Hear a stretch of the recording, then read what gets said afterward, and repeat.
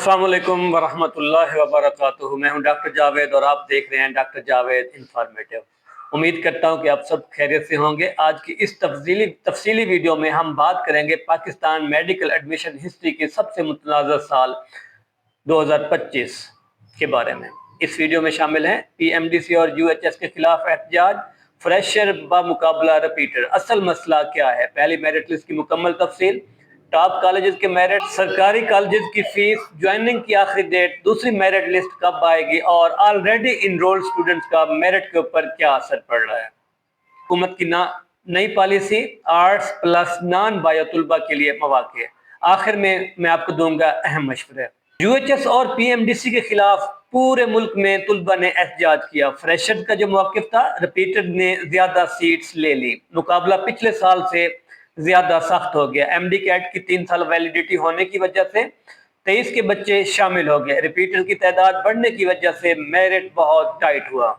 अब बात करते हैं पहली मेरिट लिस्ट की तफसील। Closing merit 93.6273।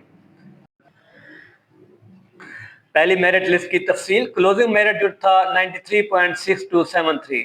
पिछला साल जो था 94.3621। टॉप अगर हम फीस, ज्वाइनिंग और डेडलाइंस की बात करें, UHS की जो फीस है 18 से 20 हजार सालाना तकरीबन। सरकारी कॉलेज की जो फीस है 20 to 30,000 तकरीबन सालाना। और हॉस्टल की अगर हम फीस की बात करें वो 30,000 से लेकर 60,000 तक की तारीख, और ज्वाइनिंग जो थी, फीस प्लस ज्वाइनिंग दोनों की आखिरी तारीख आज 12 दिसंबर 2 बजे तक थी।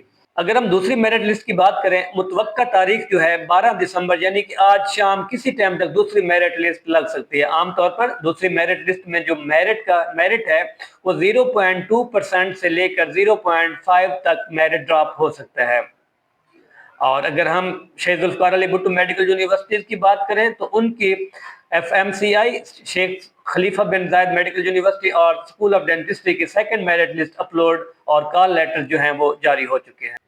अगर हम यहाँ पे बात करें हुकूमत की नई पॉलिसी की, आर्ट्स और नॉन साइंस तलबा के लिए नए रास्ते खुलना शुरू हो गए हैं। Medical technology, public health, pharma technology, hospital management, MLT हो गया, नर्सिंग होगी, देकर BS प्रोग्राम हो गए। MBBS और BDS सब कुछ नहीं होता। अगर हम बात करें ऑलरेडी इनरोल्ड स्टूडेंट्स की, तकरीबन 500 प्लस ऑलरेडी इनरोल्ड स्टूडेंट्स जो हैं इस टाइम इनरोल्ड हैं, वो उनके साथ में एडमिशन अप्लाई करने की वजह से जो मेरिट क्राइसिस है थोड़ा सा अप हो गया है।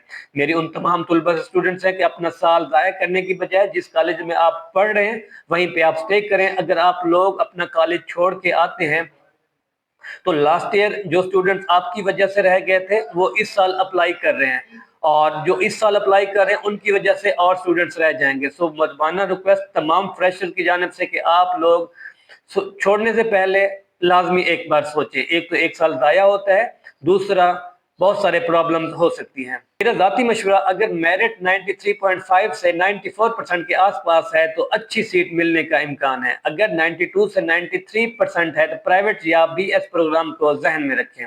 90 से 92% है, सिर्फ MD कैट पर ना रुकें। BS फार्मेसी, MLT, नर्सिंग बेहतरीन ऑप्शन हैं, दबाव न लें। जिंदगी में सिर्फ एक रास्ता नहीं होता। नेक्स्ट ईयर MD कैट के लिए कुछ अहम पॉइंट्स आपके साथ शेयर कर देता हूँ। पॉलिसी जो है वो तब्दील हो सकती है, रिपीटर्स की तादाद कम होने का इम्कान, सीटों में इजाफा हो सकता है, बेहतर मेरिट मुतवक्की है, अभी से तैयारी शुरू करें।